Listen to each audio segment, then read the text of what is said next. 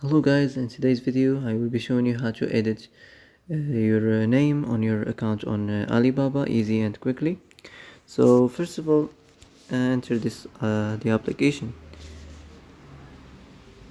and then go to the bottom in the right here.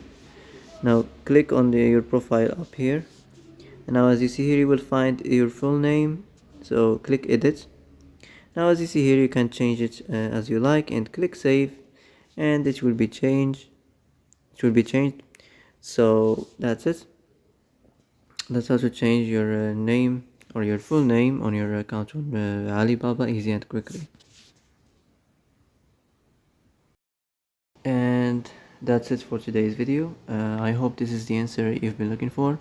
If you like this video, don't forget to like and subscribe, and see you in the next video. Thanks for watching.